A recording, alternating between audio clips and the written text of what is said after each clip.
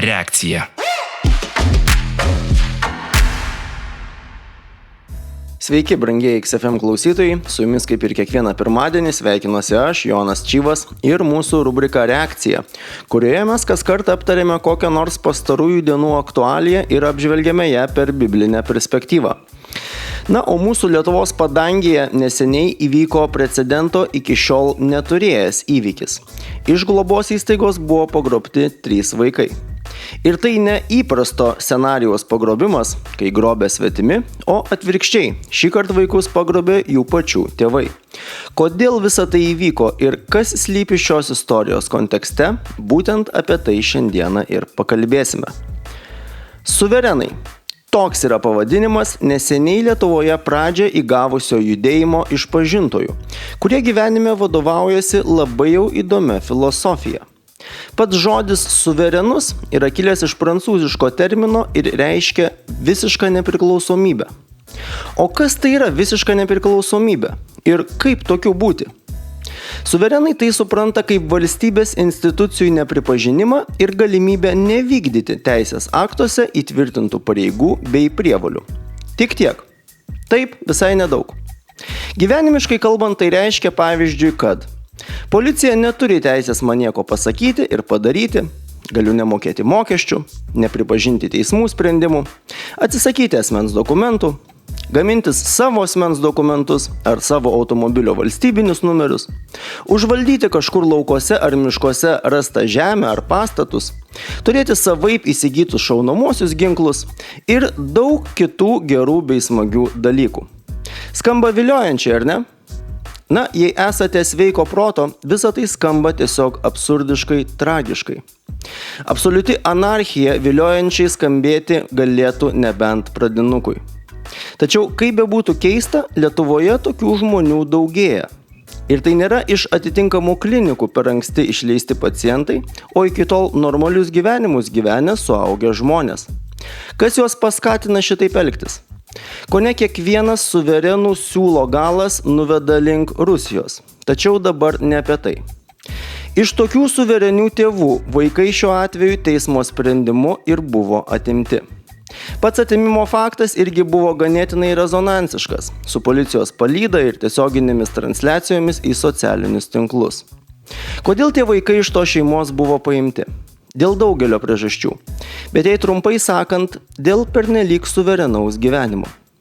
Dėl to, kad tėvai visiškai nebendradarbiavo su jokiomis institucijomis ir neleido vaikų į mokymo įstaigas. Visas procesas truko ilgai, nes, kaip ir minėjau, vaikų niekas tiesiog neatplėšė nuo tėvų, o tai tebuvo vykdomas jau įsiteisėjęs teismo sprendimas. Čia palėtėme kitą svarbią temą – vaikų apsaugą.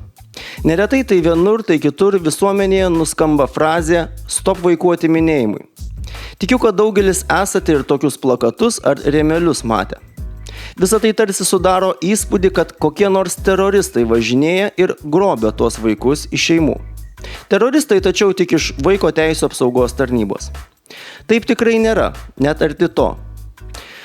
Taip jau būna, kad žmonės dažnai linkę įvairius dalykus pamiršti. Įstatymų pakeitimai sustiprinant vaikų apsaugą buvo padaryti po tragiškos Matuko istorijos. Tiems, kas jos negirdėjote, tai vienoje tiesa nesuverenų, bet kitokių problemų turinčioje šeimoje tėvai mažametį vaiką mušė tol, kol užmušė. Tas mušimas truko visą dieną.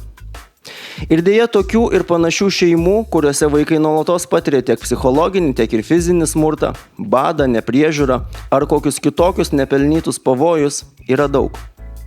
Taigi palikti vaikus vien tėvams, tikrąja tų žodžių prasme, būtų pernelyg neteisinga vaiko atžvilgiu. Jisgi nesupranta, kaip turi būti ir nėra pajėgus apsiginti ir apsirūpinti. Vaikas nėra suverenus. Jo gyvenimas visada priklauso nuo kažko kito. O vaiko teisių tarnybos kartu su kitomis valstybinėmis institucijomis užduotis yra apsaugoti tokius vaikus. Visų pirma, jų nepaimant, o ugdant gimdytojų sąmoningumą, atsakomybę bei teikiant socialinę pagalbą. Tam yra įvairios programos, konsultacijos, reguliarūs vizitai ir kiti pasaulinėje praktikoje pasiteisinę dalykai. O dabar įsivaizduokite tėvus, kurių vaikai nelanko mokyklos, neturi asmens dokumentų ir tie tėvai nelinkę net bendrauti su jokiomis tarnybomis, ką jau kalbėti apie jų įsileidimą patikrinti gyvenamųjų sąlygų ar asmeniškai pamatyti vaikus ir įvertinti jų būklę. Ką jūs darytumėt su tokiais suvereniais tėvais? Trumpam stabtelėkime, kad galėtume šiek tiek atsipūsti, bet niekur nepabėkite, netrukus pratęsime šią temą. Likite su XFM. Reakcija. Sveiki sugrįžę. Su jumis XFM, rubrika Reakcija ir aš Jonas. O šiandieną mes kalbamės apie suverenitetą. Ne Ukrainos, o žmonių. Pirmoje dalyje trumpai apžvelgėme suverenais save laikančių žmonių judėjimą ir vaikų teisės į visapusišką priežiūrą, bei patį įvykį, kuris pastaruoju metu ir dar labiau išgarsino šiuos žmones – 3 vaikų pagrobimą iš globos namų. Pilnai suprantu tuos, kurie galbūt kažkiek piktinasi mano dėstoma pozicija. Juk žmogus iš prigimties yra laisvas, jis gimsta laisvas. Ir kas ta valstybė ar kažkokie valdininkai yra tokie, kad jam įsakinėtų ir jo labiau nurodinėtų, ką jam daryti su savo vaikais. Juk vaikai visų pirma yra tėvų. Visi tokie argumentai būtų geri, jei ne vienas bet. Nuo pat senų laikų žmonės susitardavo taisyklės, kuriomis vadovaudomėsi gyvens, suprasdami, kad jos tiesiog būtinos. Norint, kad visiems viskas būtų aišku, nekiltų bereikalingų klausimų ir galiausiai, kad niekas neliktų kažkaip nuskriaustas. Iš šių pamatinių priežasčių ir atsirado visa mūsų dabartinė įstatyminė bazė. Būtent dėl šios priežasties Dievas davė įstatymą senovės Izraelio tautai.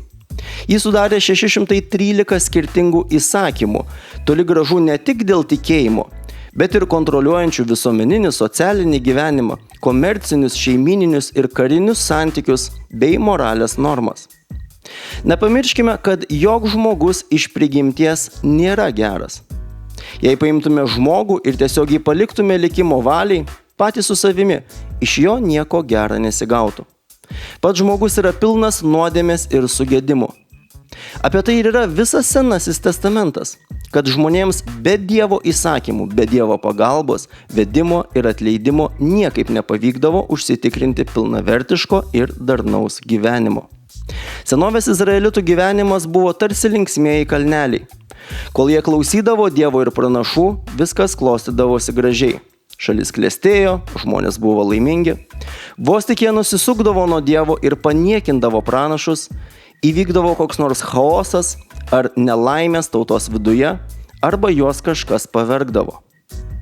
Aha, sakysite, bet mūsų valdžia nėra teokratija. Jei būtų valdžia nuo Dievo, aš klausyčiau, betgi ne nuo Dievo, o nuo velnio valdžia. O kodėl taip manote? Taigi LGBT ir visa kita, pasaulinė sistema, viena pasaulinė vyriausybė, šėtonas, prie viso to einama. O prisiminkime Jėzaus ir Poncijaus Piloto pokalbį. Jis aprašomas Jono Evangelijoje 19 skyriuje. Kai Pilotas pasigyrė savo valdžią ir pasididžiuodamas tarė Jėzui, kad jis turi galią jį paleisti arba nukryžiuoti, Jėzus jam tarė: Tu neturėtum prieš mane jokios valdžios, jeigu tau nebūtų jos duota iš aukštybių. Kaip čia taip? Pilotui, kuris nukryžiavo Jėzų, Jėzus sako, kad jo okupantiška valdžia yra Dievo duota? Jėzus nesako, kad Piloto valdžia yra pagal Dievo valią arba iš Dievo išeinanti, o tiesiog, kad ji Dievo duota. Apaštalas Paulius, tikėtina irgi gerai išmanęs Dievo žodį ir Jėzaus perduotą mokymą, laiške romiečiams kalba: Kiekviena siela tebūna klusni aukštesniems valdžioms, nes nėra valdžios, kuri nebūtų iš Dievo. Esančios valdžios yra Dievo nustatytos. Paulius aiškiai sako, kad viskas yra Dievo kontrolėje ir kad nebereikalo Dievas atitinkamoms tautoms duoda atitinkamas valdžias. Egzistuoja posakis, kad visi piliečiai yra verti būtent tos valdžios, kurią išsirinko. Gan logiška, nes patys išsirinko. Tačiau kaip pavyzdžiui su diktatūromis, kaip kad su Rusija. Juk niekas Putino iš tiesų nerinko. Taip, bet 140 milijonų gyventojų jam lenkėsi. 140 milijonų tiesiog paklūsta vienam carui. Toks jų pasirinkimas. To jie verti. Mes lietuviai turime savo valdžią, savus įstatymus, savą tvarką. Mes gyvename civilizuotoje visuomenėje, kurioje yra paisoma kiekvieno interesų, o ne tik tavo asmeninių. Kurioje yra stengiamasi apsaugoti vaikus nuo įvairių nelaimių, turint omenyje labai skaudžias praeities pamokas. Kurioje dar visokių kitokių dalykų vyksta. Mes kiekvienas nesame suverenus. Nei vienas nesame suverenus.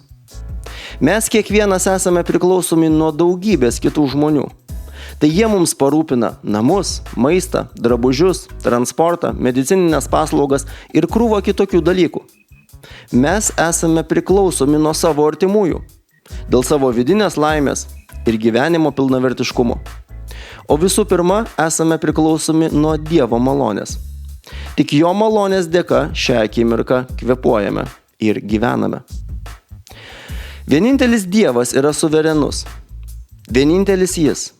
Nuo nieko nepriklausomas, visada egzistavęs, visur esantis, viską žinantis ir viską valdantis. Vienintelis jis turi suvereno statusą. Mes tesame jo tarnai. O aš savo ruožtu visiems linkiu būti paklusniais tarnais, nes paskutiniojo teismo dieną viešpats teis kiekvieną už tai, ką jis padarė ir ko nepadarė.